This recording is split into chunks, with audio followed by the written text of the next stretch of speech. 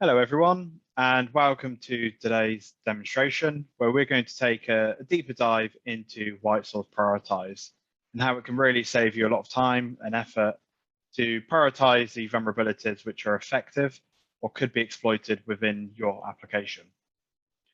My name is Luke Brogan and I'm one of the solution engineers here at White Source.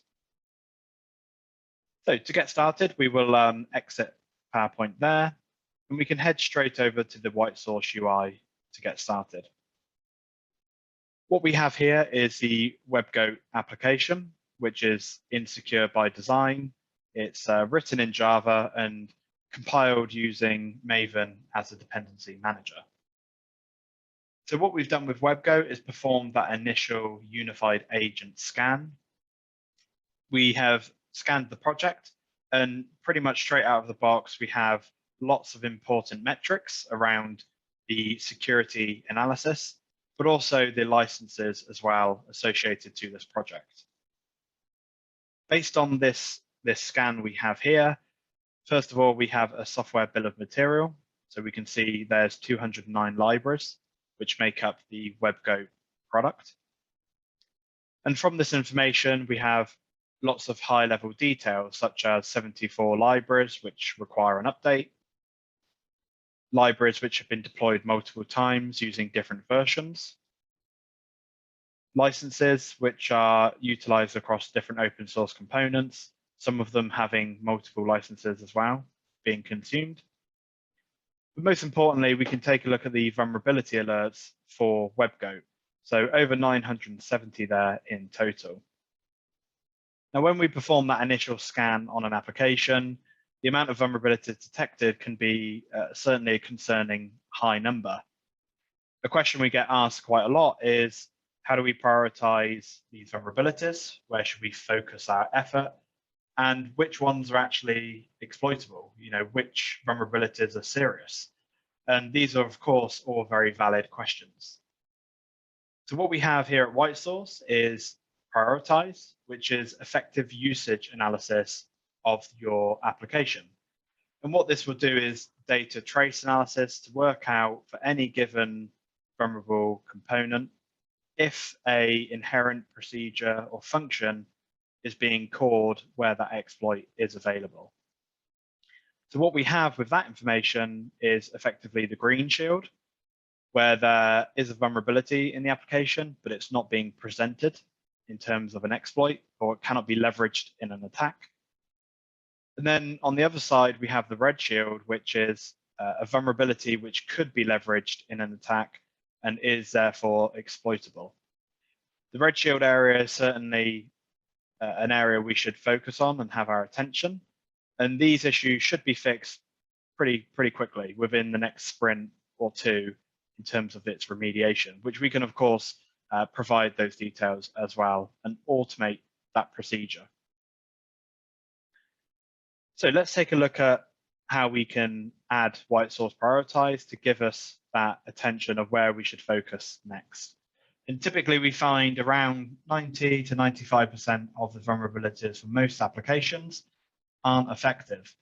So we can really then concentrate on the 5 or maybe 10% of vulnerabilities which could be exploited within the application.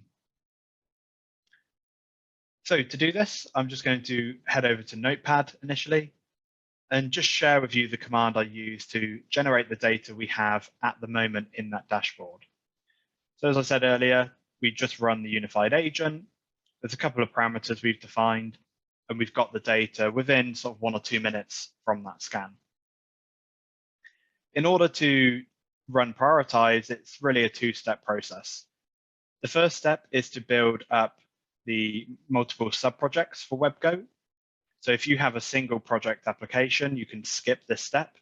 But because WebGoat has, like many applications, sub-projects to build the entire app, the first thing we need to do is analyze the modules which are available.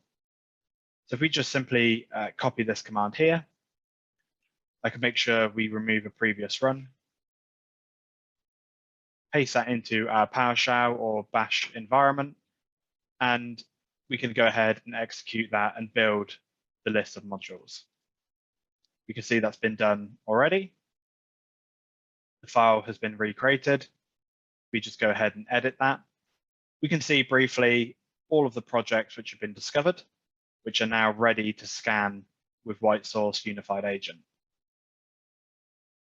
We can close that down, head back to Notepad, and we can take a look at the second stage now, which will basically parse that setup file with the Unified Agent and then iterate through those projects and analyze the data underneath. So we can go ahead and paste in that command and execute that here. Now the Unified Agent, especially with Prioritize, will take a few minutes to run depending on the size of the project. So we'll return in a few moments' time when that's successfully executed. So we can see now that the effective usage analyzer has been completed.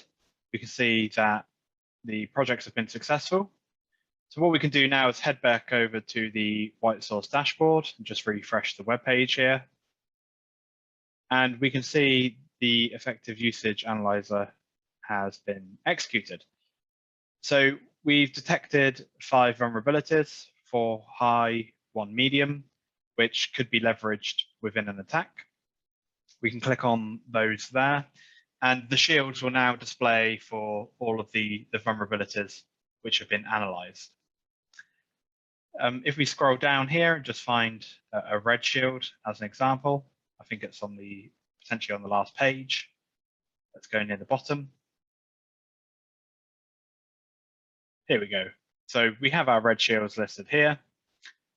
There's a CV value here for JSOUP, high criticality. We can click on the details, and we have the CVSS scoring, the description of the vulnerability, and also the fixes and remediation around that, which again we mentioned could be automated within a repository integration. Most interestingly, in the bottom right, in terms of the developers, we can show the trace stack and see exactly how that's being called within the application. We also have the trace view, so we can see obviously the dependencies and how you can reach from the origin to the target through the analysis which has taken place. So I hope that's shown you exactly how we use White Source Prioritize for Java. It's also available for Python, .NET, and other languages as well. And you can see we really have that detailed priority list now of where to focus our attention. And you can see the data still being aggregated, but as this all flows through, we then have the information required to fix and remediate those issues which we're most vulnerable to. Thanks everyone, goodbye.